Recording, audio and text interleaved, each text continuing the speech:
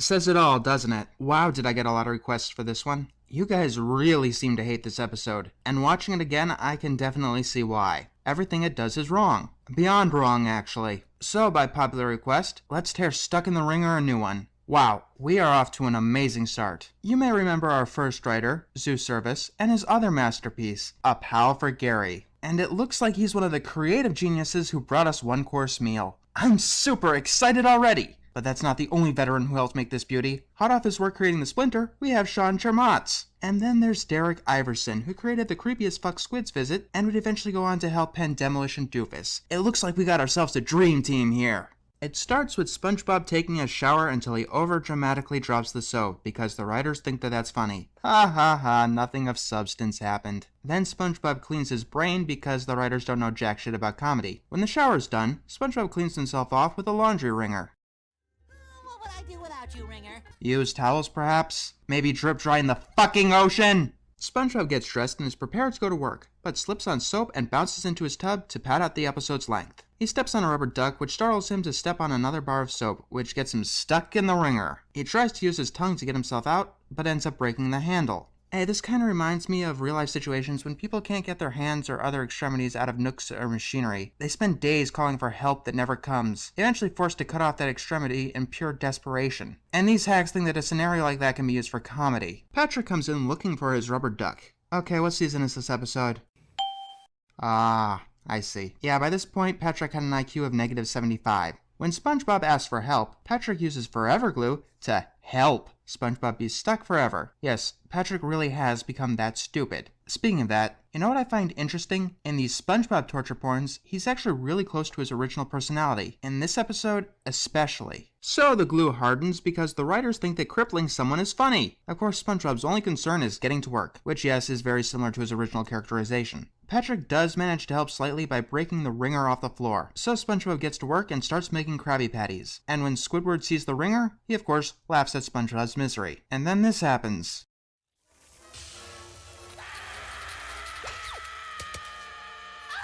Alright, dumbasses. Or should I say dumbass. I think it's safe to assume that the one writer from the Splinter wrote this fascinating piece of the episode. From what I can gather, Sean Chermatz is like Dave Polsky if he was terrible at slapstick and really, really hated people. An important rule of slapstick is to never, ever harm the eyes, fingernails, or toenails on camera. You've also got to be very careful with teeth. Those are extremely sensitive parts of our bodies, eyes especially, and pain towards them will automatically make us cringe. It is possible to do eye-related slapstick, like say someone is trying to open a switchblade and looking really closely at it. If you want it to be funny, when the blade goes off, you've got to move the camera somewhere else as that guy screams.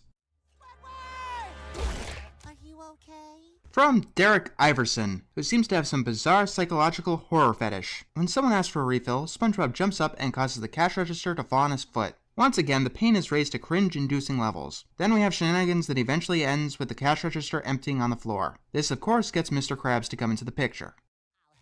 Help! I think you've helped quite enough today!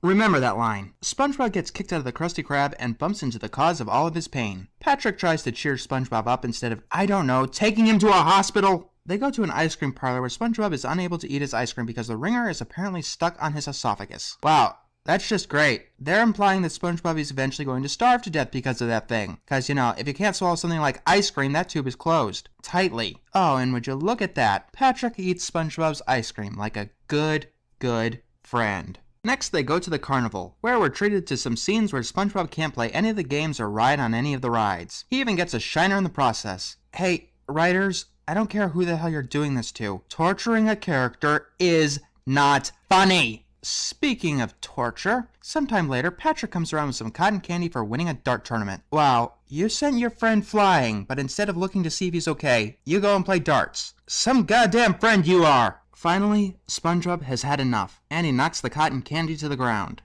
Maybe now you know how I feel about you ruining my life! Well said. So, SpongeBob finally tells Patrick off.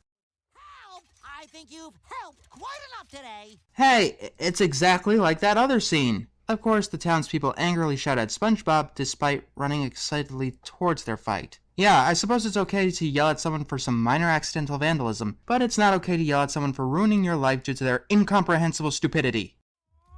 You deserve what you've gotten. Come on, we're out of here.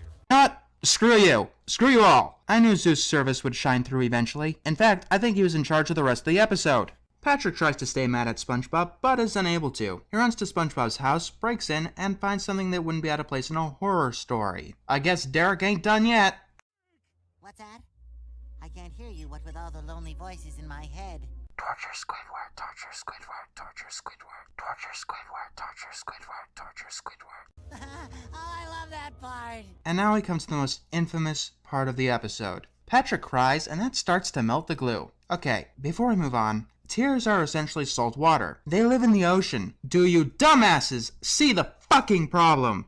I guess crying does solve your problems after all. Isn't it great that they're trying to teach kids such valuable lessons in life? Alright, you three. What's the word I'm looking for? Dipshits? No, that word is too good for you. Assholes? That's not quite right either. Fuckers? No. I'm just gonna call you three excuses for humanity until I can find a description that properly suits your crude, idiotic, and juvenile talentless asses. What reality do you three live in? I really want to know. I'm genuinely curious. In this reality, it's conventional wisdom that it actually takes an adult to write for children. What am I saying? That's not fair. Children would make better writers than you three. Hell, infants would. My dog would. You mindless, degenerate hacks.